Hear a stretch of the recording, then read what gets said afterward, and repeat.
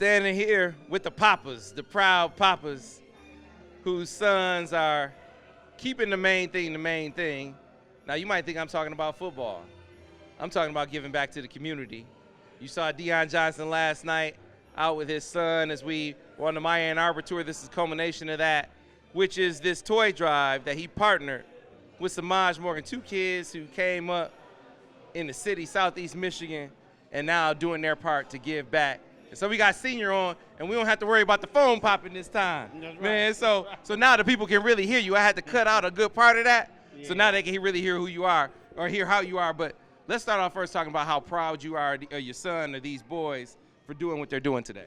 Well, I'm very proud of Semaj. I'm proud of Will. Been around Will for some years now. Just 2 great young men. They understand the main theme. The theme is you got to give back. You got to go and bless people that's a little bit less fortunate than you are. Some indigent families out here that need our help.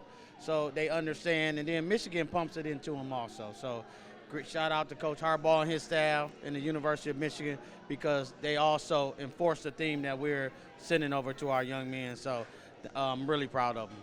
So it's been since 8th grade that, you know, at least that I've known Will, and this is a part of the theme of Sound Mind, Sound Body.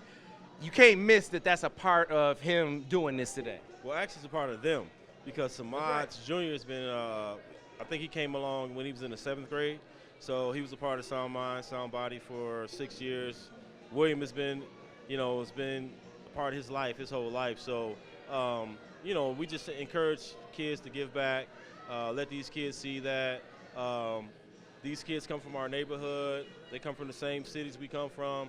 They can get out the city and do things like this and give back to the community and go along and be successful, after high school. So it's a big deal.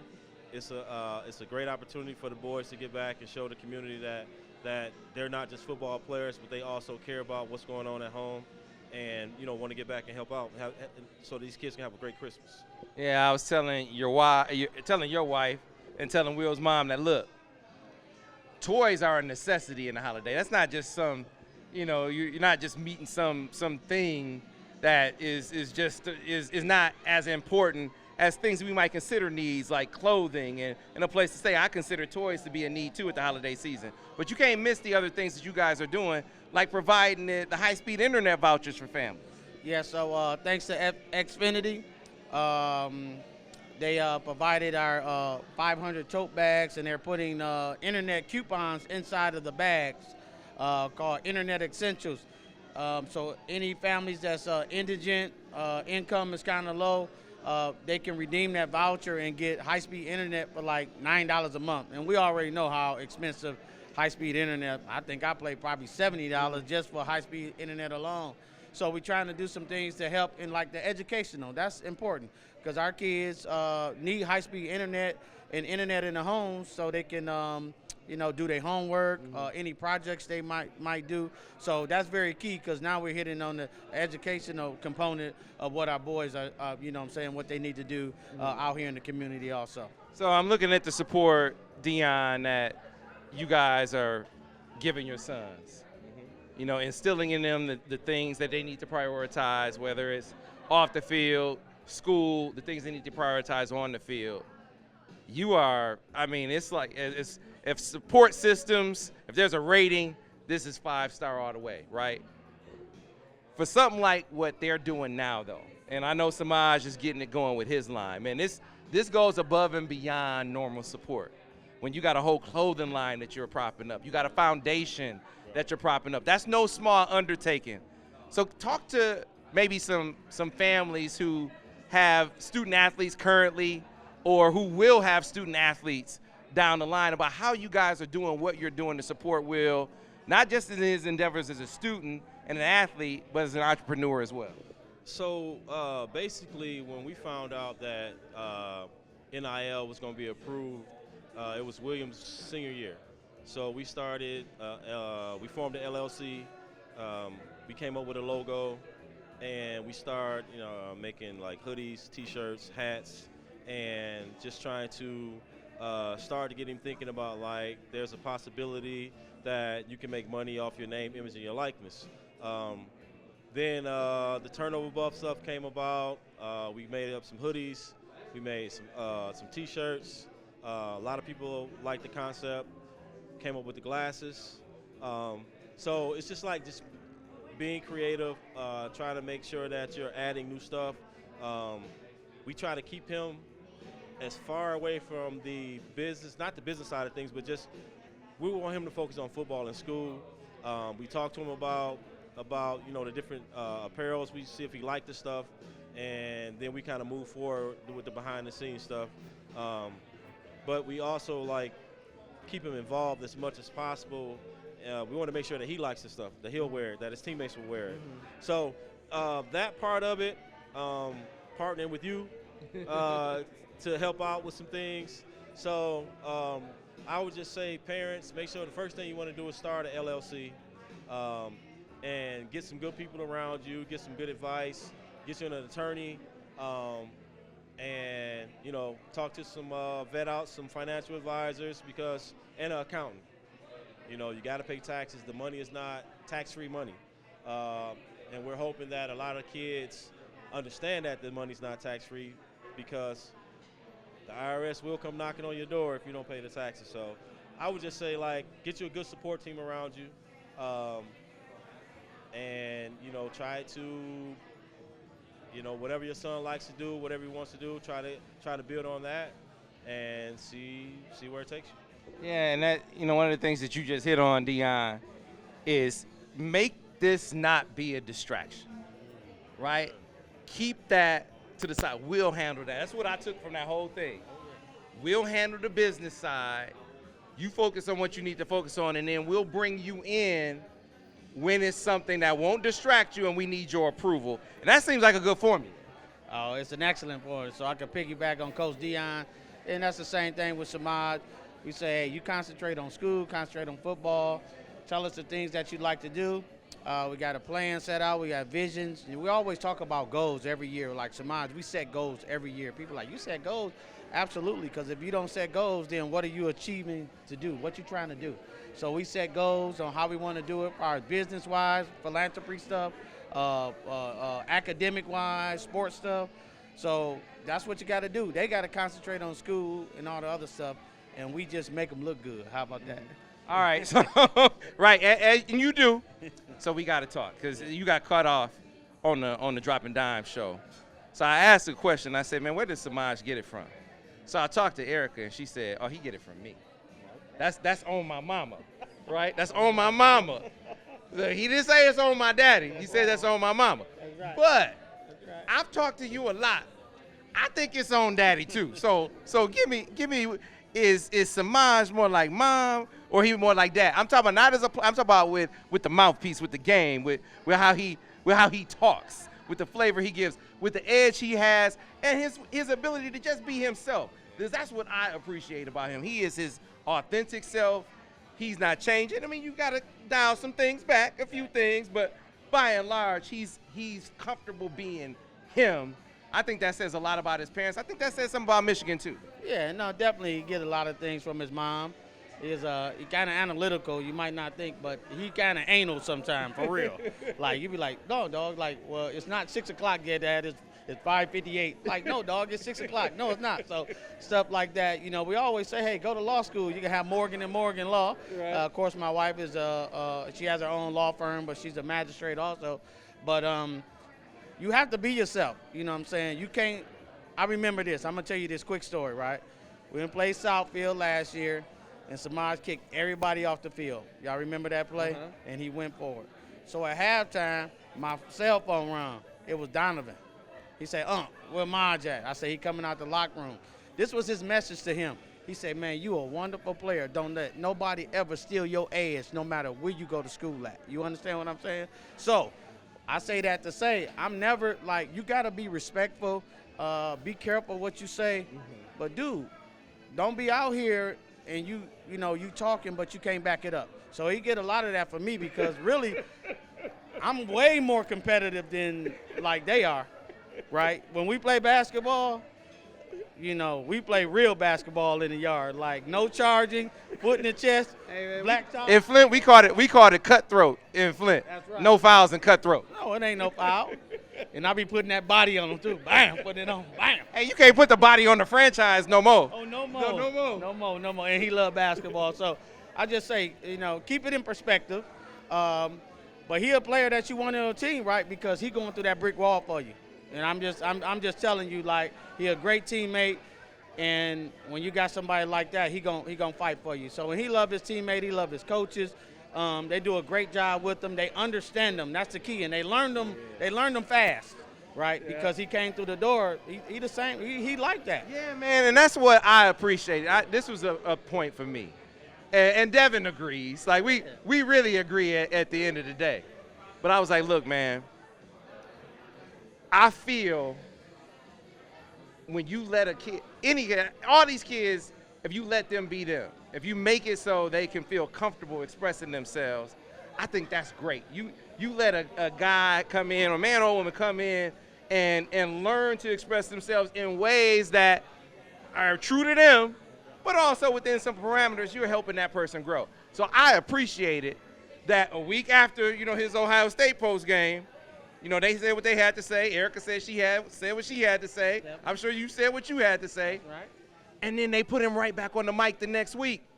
I was like, man, coaching don't kill him is what I told Devin. Coaching don't kill him. They coached him. So basically, since he love his coaches, like he love Coach Harbaugh, I'm not gonna lie. Like, that's his guy. And he gonna go through that brick wall for his coaches. Like, whatever he needs to do, he gonna go through it. So they got a player that believe in them. And Semaj came from a good program, West Bloomfield. But when you get to a level like Michigan, it's like totally different. You feel what I'm saying? You got the high school level, now you got your college level, because he's learning so much as a person as a player. You know what I'm saying? Breaking down film, how to take care of your body. He just went off raw Billy in high school. He like, I'm just gonna do what I do. But here, you got to actually work hard at it. You know what I'm saying? They work hard at it every day. So just be yourself. Continue to compete. Like, if you're not competing, you're going to have a problem, because there's so much talent. Now we got the 24s coming in, right? Mm-hmm. Guess what? It's a bunch of dogs coming through the door. And it's some SMSB boys coming through this door. You understand? We ain't raising number killers. So I'm just telling you. So you can either be like, okay, I'm tired today, I'm hurt today, or you got to fight through it and persevere. That's everything in life.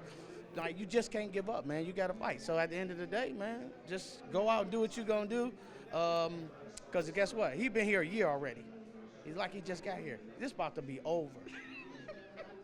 You feel me? It's about to be over. We like, dang, it was so fast, We don't know what God got in store for him, after college, if he make it to the NFL, whatever.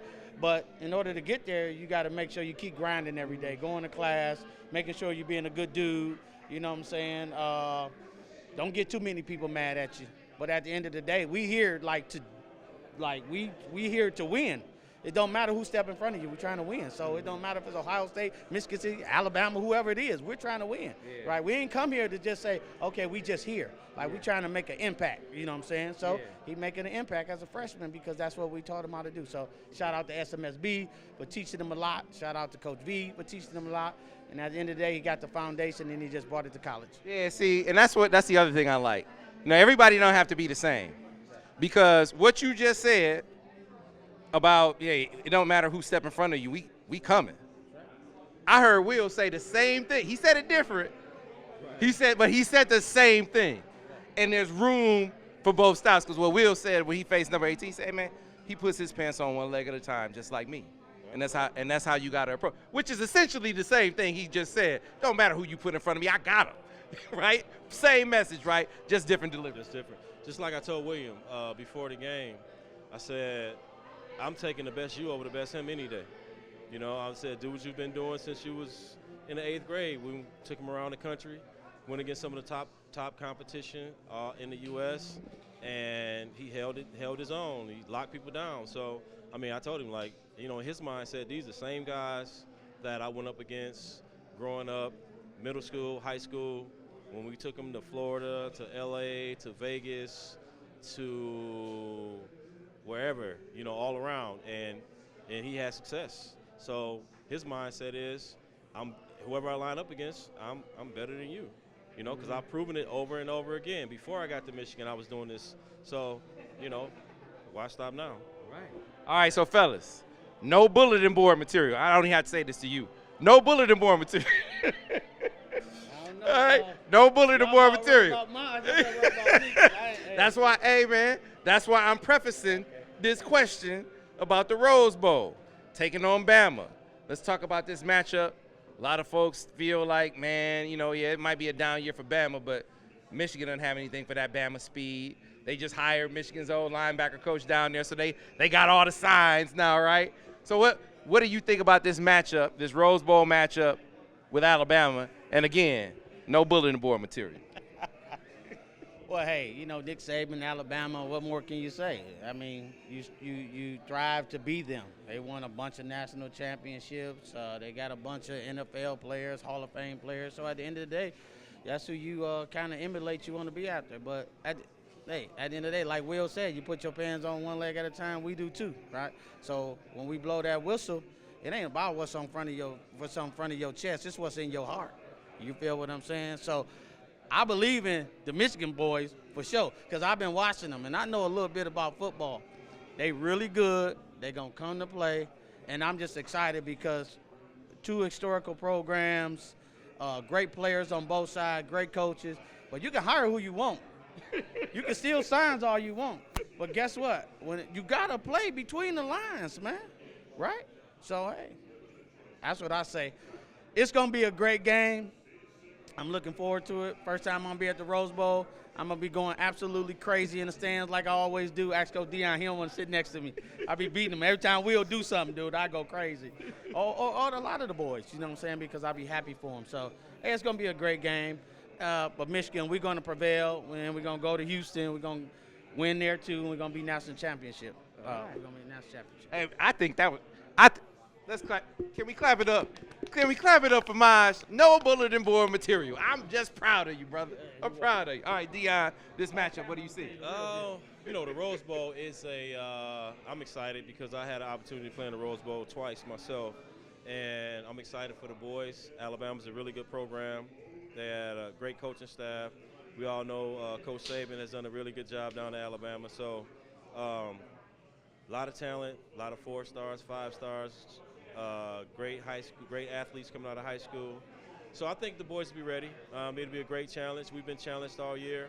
Got to look at a team that went undefeated without their head coach half the season. So I think they'll be prepared. They won't back down from the challenge. And I look forward to the matchup, and I think we'll come out on top. Yeah, man. I mean, you were a part of the greatest Rose Bowl performance I've ever seen by a Wolverine.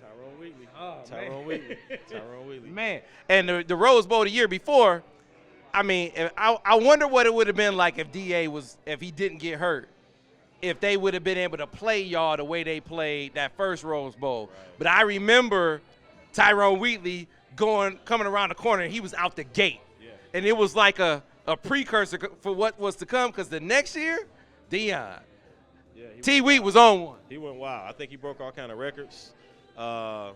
He was so excited. I remember him crying on the sideline after he found out he broke the record. I mean, it was a great victory for us.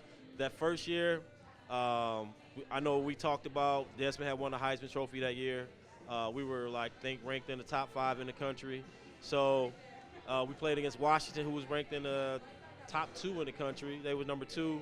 They had a lot of first-round draft picks. I think maybe the first pick in the draft. Yeah, Steve Entman, the D lineman. First pick in the draft. So that was another great challenge. We talked about before the game, we win this game, we can possibly be national champions that year.